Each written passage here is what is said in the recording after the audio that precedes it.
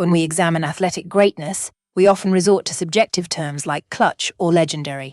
But what if we could quantify excellence? What if we could construct a mathematical framework for understanding what makes an athlete transcendent?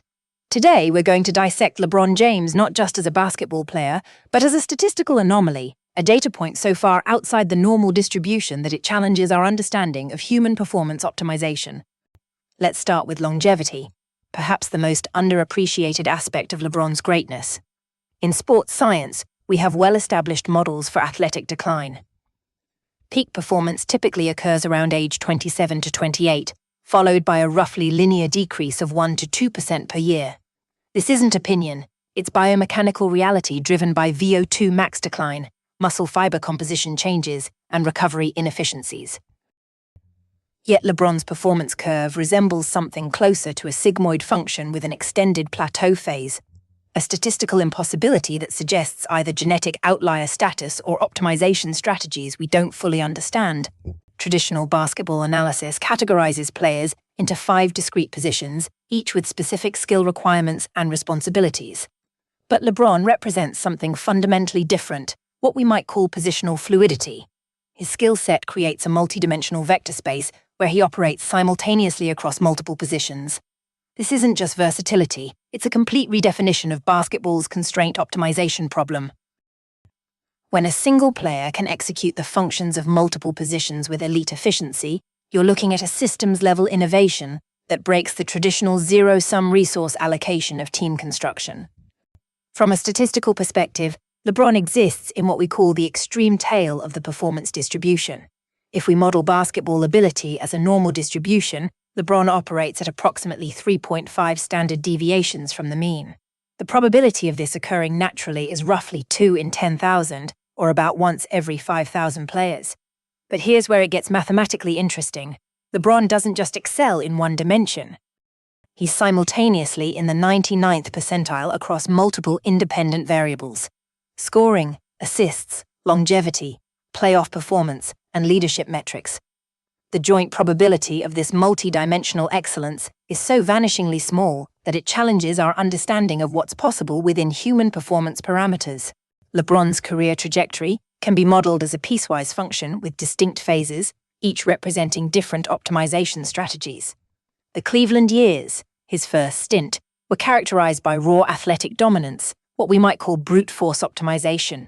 His physical gifts created such a massive performance differential that strategic complexity was almost unnecessary. The Miami years represent a fascinating case study in adaptive optimization. When LeBron joined the Heat, he wasn't just changing teams, he was fundamentally re-engineering his approach to basketball. This phase demonstrates what mathematicians call constraint optimization under new boundary conditions. With other elite players like Wade and Bosch, LeBron had to solve a resource allocation problem: how to maximize team output while potentially sacrificing individual metrics. The solution involved developing what we might call strategic patience, understanding when to dominate and when to facilitate, a complex decision tree that required real-time processing of multiple variables. What makes LeBron mathematically unique is the area under his performance curve across multiple dimensions. Most elite players excel in 2 to 3 categories while showing deficiencies in others. LeBron's radar chart reveals something unprecedented: above-average performance in virtually every measurable category. This creates what systems theorists call multiplicative advantage, where excellence in multiple areas doesn't just add together, but compounds exponentially. The strategic implications are profound. Opponents can't exploit weaknesses because there are no significant statistical vulnerabilities to attack. LeBron's off-court impact represents a masterclass in network theory and social capital optimization. Traditional athlete philanthropy follows a simple linear model: donate money, create foundation, generate goodwill. But LeBron has constructed something far more sophisticated, a multi-node network where each initiative amplifies the others. The I Promise School isn't just education, it's a data-generating hub for understanding educational intervention strategies. His media ventures aren't just entertainment, they're platforms for social discourse that influence policy conversations. This is systems thinking applied to social change, understanding that impact scales exponentially when initiatives are interconnected rather than isolated. If we were to construct a mathematical model for athletic legacy, LeBron represents something approaching a theoretical maximum. His legacy function isn't just the sum of individual achievements, it's a complex equation where athletic excellence multiplies with statistical dominance, longevity compounds with consistency, and social impact scales through network effects. The resilience coefficient, his ability to perform under pressure, overcome adversity, and maintain standards across different contexts, acts as a multiplier for all other variables.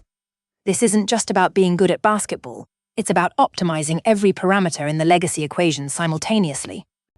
LeBron James transcends the traditional athlete archetype because he represents something far more sophisticated, a proof of concept for human optimization across multiple domains simultaneously.